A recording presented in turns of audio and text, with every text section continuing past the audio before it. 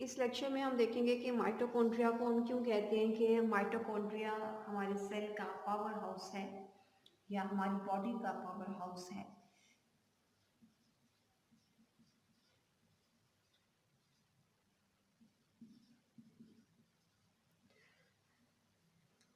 But figure को draw करने से पहले और इसको अंडरस्टैंड करने से पहले अगर हम इसका मीनिंग देखें तो पावर हाउस हम इसलिए कह रहे हैं बिकॉज माइटोकॉन्ड्रिया हमारी बॉडी को एनर्जी प्रोवाइड करता है। और हमारी बॉडी के अंदर एनर्जी किस फॉर्म में प्रोवाइड की जाती है? एटीपी की फॉर्म में ये एनर्जी प्रोवाइड की जाती है हमारी बॉडी के अंदर। और ये एटीपी कहाँ से आता है? ये एटीपी ग्लूकोज को ब्रेक डाउन करवाने के बाद वहाँ से निकाला जाएगा। अब ये ग्लूकोज को ब्रेक डाउन करवाने के लिए एक सेलुलर रेस्पिरेशन का कंप्लीट चैप्टर हमने देखना है, उसके अंदर ही इसको पढ़ेंगे। लेकिन जो माइटोकॉन्ड्रिया से रिलेटेड चीज़ें हैं वो अभी हम डिस्कस कर लेते हैं। तो माइटोकॉन्ड्रिया में हमने एक फिंगर लाइक प्रोजेक्शन ड्रॉ की थी और हमने बात की थी कि माइटोकॉन्ड्रिया के अंदर दो मेम्ब्रेन्स प्रेजेंट होती हैं, एक आउटर मेम्ब्रेन होती है और एक इनर मेम्ब्रेन होती है।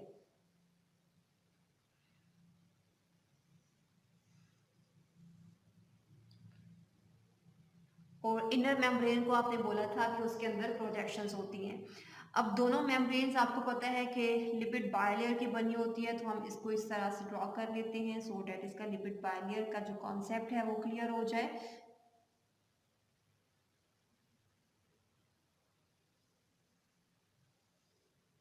ओके, सो ये हमारा आउटर मेम्ब्रेन का कवर था, दोनों को कंबाइन करके ये आउटर मेम्ब्रेन है और ये इनर मेम्ब्रेन है। और ये माइटोकॉन्ड्रिया का जो मैट्रिक्स था ये वो सारा पोर्शन है। सो ये this portion is matrix. Introduction में हमने देखा था माइटोकॉन्ड्रिया के कि इसकी जो इनर मेम्ब्रेन होती है वहाँ पे प्रोटीन्स का नंबर जो है वो ज़्यादा होता है और जो प्रोटीन्स इनर मेम्ब्रेन में प्रेजेंट होती हैं उसे हम कहते हैं ये इलेक्ट्रॉन ट्रांसपोर्ट चेन है। ये इलेक्ट्रॉन ट्रांसपोर्ट चेन बेसिकली क्या करती है कि जब ग्लूकोज का मॉलिक्यूल ब्रेक डाउन करवाया जाता है, ये रेस्पिरेशन के चैप्टर में डिटेल वैसे हम देखेंगे इसकी कि तो उसमें से जो इलेक्ट्रॉन एक्सट्रैक्ट होता है उस इलेक्ट्रॉन को down the concentration gradient move करवाया जाता है। तो इस चेन में से या इस प्रोटीन में से जब इलेक्ट्रॉन डाउनवर्ड मूव करता है तो इसमें से एनर्जी रिलीज होती है। तो जो एनर्जी इसमें से रिलीज होती है वो हम यूज़ करते हैं एक्टिव ट्रांसपोर्ट के लिए। एक्टिव ट्रांसपोर्ट किस चीज़ की? कि यहाँ पे जो हाइड्रोजन आइंस मैट्रिक्स के अंदर प्रेजेंट होते हैं उसको पंप करवाया जाता है आउटर कंपार्टमेंट के अंदर। ठीक है, मैं रिकॉल कर देती हूँ कि इनर मेम्ब्रेन में कुछ प्रोटीन्स हैं जिसे हम कहते हैं ये इलेक्ट्रॉन ट्रांसपोर्ट चेन है। ये इलेक्ट्रॉन ट्रांसपोर्ट चेन इंशाल्लाह रेस्पिरेशन के चैप्टर में हम डिटेल पढ़ेंगे। ये इलेक्ट्रॉन ट्रांसपोर्ट चेन के अंदर जितनी भी प्रोटीन्स होती हैं वो क्या करती हैं कि वो इलेक्ट्रॉन को मूव करवाती हैं और इलेक्ट्रॉन को डाउन द कंसंट्रेशन ग्रेडियंट जो मूव करवाने की वजह से उसमें से कुछ एनर्जी रिलीज होती है। वो जो इलेक्ट्रॉन के डाउनवर्ड मूव करने की वजह से एनर्जी रिलीज हो रही होती है उस एनर्जी को यूज़ किया जाता है एक्टिव ट्रांसपोर्ट करवाने के लिए। बिकॉज जब हम सेल मेम्ब्रेन की मूवमेंट्स पढ़ रहे थे तो तब मैंने आपको बताया था कि एक्टिव ट्रांसपोर्ट के लिए एनर्जी रिक्वायर्ड होती है वाइल पैसिव ट्रांसपोर्ट के लिए नहीं रिक्वायर्ड होती। इट मीन्स कि हमने हाइड्रोजन के कम अमाउंट वाली या कम कंसनट्रेशन वाले एरिया से हाई कंसनट्रेशन वाले एरिया के अंदर इसको मूव करवाया है और इस मूवमेंट को आप कहते हो ये एक्टिव ट्रांसपोर्ट है। और एक्टिव ट्रांसपोर्ट के लिए एनर्जी कहाँ से आई है? इलेक्ट्रॉन से, जो कि इलेक्ट्रॉन ट्रांसपोर्ट चेन प्रोवाइड करती है, जो कि हमने रेस्पिरेशन के चैप्टर के अंदर पढ़ना है। ओके, अब जितनी भी हाइड्रोजन आयंस मैट्रिक्स के अंदर हैं ये इलेक्ट्रॉन ट्रांसपोर्ट चेन से जो एनर्जी रिलीज हो रही है वो पंप्स के थ्रू इस आउटर कंपार्टमेंट के अंदर पंप करवा दिए जाते हैं। ठीक है, और ये जो हमने क्रिस्टा एक ड्रॉ किया हुआ है इसे हम लेबल भी कर लेते हैं। ये क्रिस्टा है और क्रिस्टा में हम लोगों ने पढ़ा था कि F0 F1 पार्टिकल्स प्रेजेंट होते हैं जिसे हम ऑक्सीजोम्स भी कहते हैं। इस ऑक्सीजोम्स के 3 पोर्शंस होती हैं। सबसे पहले एक बेस प्रेजेंट होती है जो कि इस मेम्ब्रेन के अंदर इस तरह से इम्बेड हुई होती है और बेस के बाद एक स्टॉक लाइक स्ट्रक्चर होता है इस तरह का और स्टॉक के बाद इस तरह का बैलून लाइक स्ट्रक्चर है, सोलर स्ट्रक्चर होता है। इस पूरे स्ट्रक्चर को हम कहते हैं कि ये ऑक्सीजोम्स हैं, जो हम लोगों ने लास्ट वीडियो के अंदर एक नोब लाइक स्ट्रक्चर ड्रॉ किया था। ठीक है, सो वो नोब लाइक स्ट्रक्चर जो है वो हमने यहाँ पे ड्रॉ कर लिया, और उस नोब लाइक स्ट्रक्चर का, जिसे हम ऑक्सीजोम्स कह रहे थे, 3 पोर्शंस हैं। अगर हम इसको थोड़ा सा एनलार्ज करके ड्रॉ करें तो नीचे एक बेस है इस तरह से, जो कि इनर मेम्ब्रेन के अंदर एम्बेड हुई है, और उसके बाद इस तरह से स्टॉक लाइक स्ट्रक्चर है, और ये स्टॉक लाइक स्ट्रक्चर के बाद एक स्वोलन इस तरह से बैलून लाइक स्ट्रक्चर है।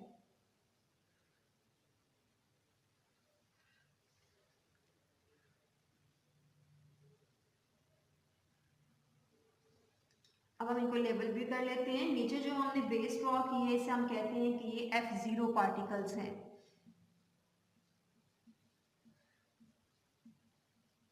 F0 पार्टिकल्स हैं, और इसे हम बेस भी कह सकते हैं। और ये जो हमने ड्रॉ किया है ये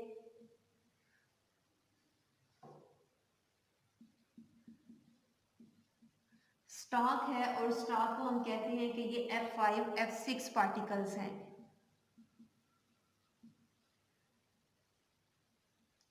ऊपर जो हमने एक सोलन पोर्शन ड्रॉ किया हुआ है उसे हम F1 पार्टिकल कहते हैं, या फिर इसको हम हेड भी कहते हैं।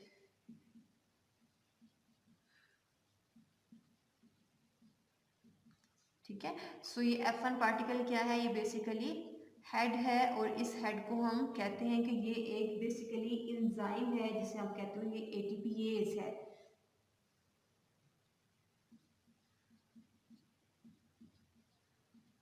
और ये ATP सिंथेटेज भी आप इसको कह सकते हो, बिकॉज ये जो एंजाइम है ये ATP को सिंथेसाइज करवाता है।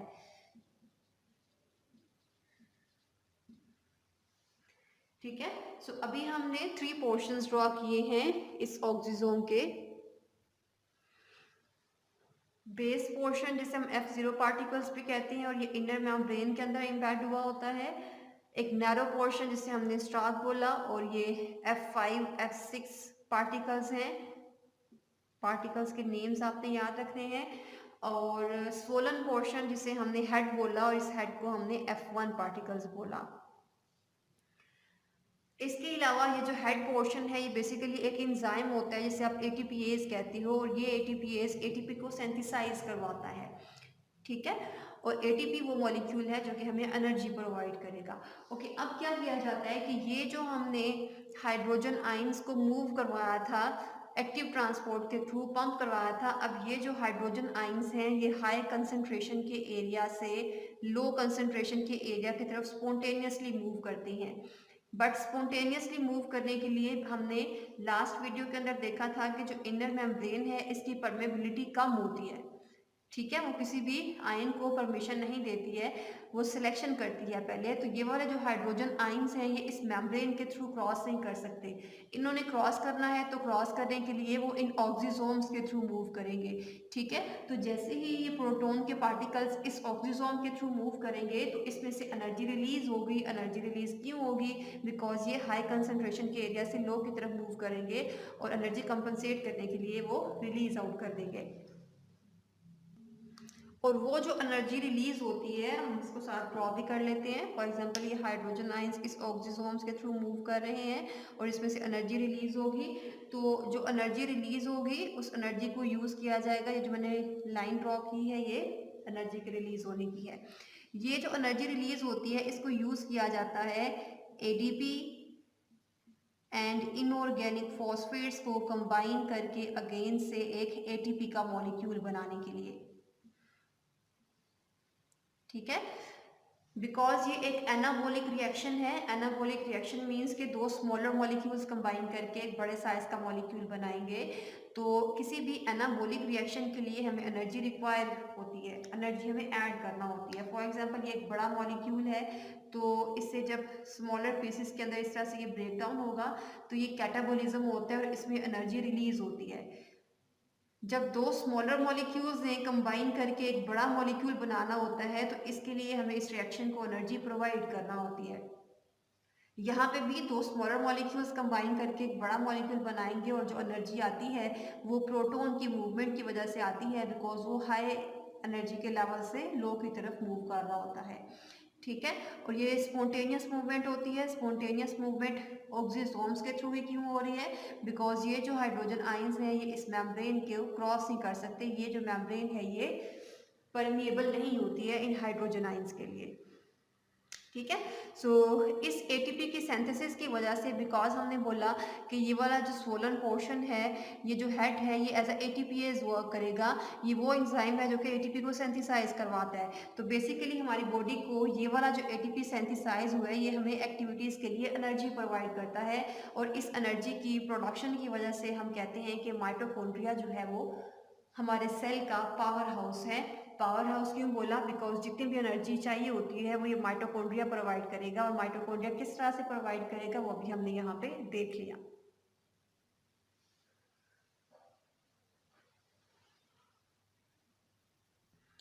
इस तरह के और भी बहुत से ऑक्सीजोम्स मेम्ब्रेन में इम्बेड हुए होते हैं और हम वो यहाँ पे ड्रॉ कर लेते हैं।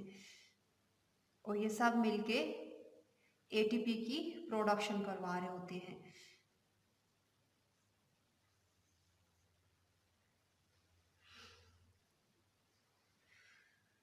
इनर मेम्ब्रेन का वो फेस जो कि माइटोकॉन्ड्रिया के मैट्रिक्स की तरफ होता है उसे हम कहते हैं कि ये एम फेस है।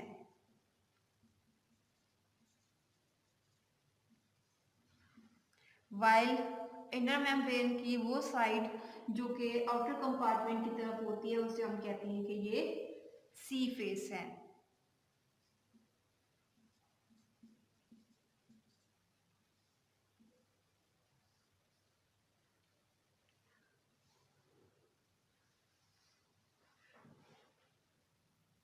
सो रीज़न को डिस्कस करने के बाद कि माइटोकॉन्ड्रिया को हम पावर हाउस क्यों कहते हैं और किस तरह से ये एटीपी की प्रोडक्शन करवाता है, अब हम देख लेते हैं कि माइटोकॉन्ड्रिया के क्या फंक्शंस हो सकते हैं।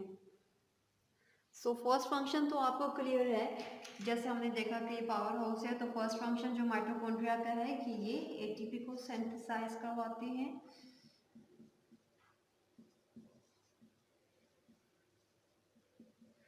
और इसके अलावा माइटोकॉन्ड्रिया जो है ये थर्मियोजेनेसिस में भी रोल प्ले कर रहे होते हैं।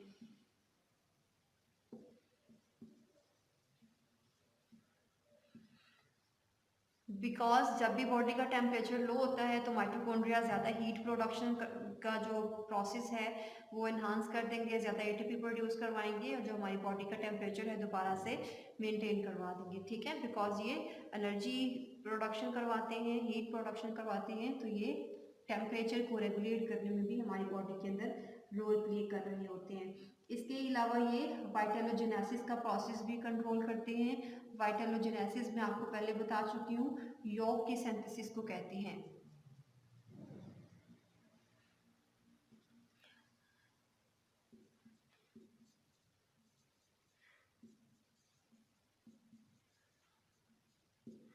और ये जो यॉक सिंथेसाइज हो रही होती है ये किसी भी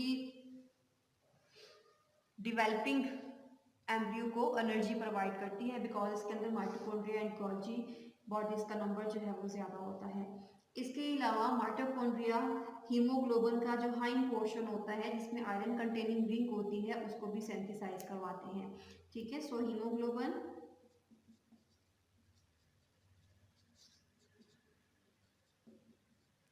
प्लस मायोग्लोबिन, ये दो प्रोटीन्स हैं जो कि हमारे रेड ब्लड सेल्स में प्रेजेंट हैं और ऑक्सीजन को कैरी करने में हेल्प आउट करती हैं। मायोग्लोबिन स्पेसिफिकली हमारे मसल्स के अंदर प्रेजेंट होती है।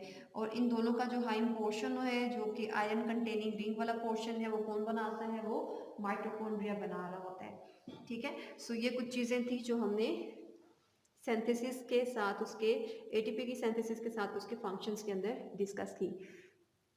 ऑब्जेक्टिव के पॉइंट ऑफ व्यू से ये इन्फॉर्मेशन इसमें ऐड कर लें कि जो आप लोगों ने ऑक्सीजोम्स क्रिस्टा के ऊपर ड्रॉ किए थे उसका नंबर किसी भी माइटोकॉन्ड्रिया के अंदर 10,000 से लेके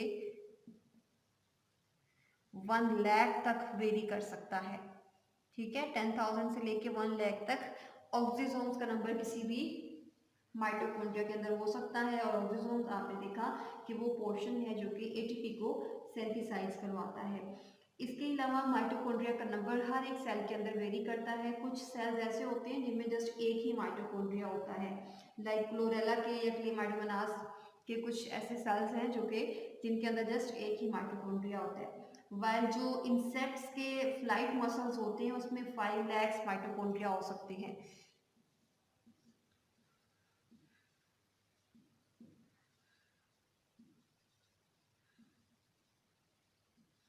ठीक है, बिकॉज उनको फ्लाई करना होता है, ज़्यादा एनर्जी रिक्वायर्ड होती है, तो उसमें कितने होंगे, 5 लाख नंबर हो सकता है। इसके अलावा कुछ अमेबास ऐसे हैं जिनमें 50,000 होते हैं माइटोकॉन्ड्रिया का नंबर। ठीक है, तो डिपेंड करता है कि किसी भी सेल को कितनी एनर्जी चाहिए होती है। वो सेल्स जो कि ज़्यादा काम करते हैं उनको एनर्जी भी ज़्यादा रिक्वायर्ड होती है और उनके अंदर माइटोकॉन्ड्रिया का नंबर भी ज़्यादा होगा।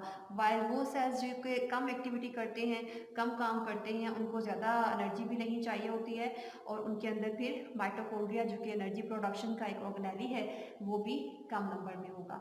ओके बेटे, सो ये माइटोकॉन्ड्रिया का structure and function I hope कि आप सबको क्लियर होगा। आपको कोई भी क्वेश्चन है तो आप इस वीडियो के नीचे कमेंट करके पूछ सकते हो।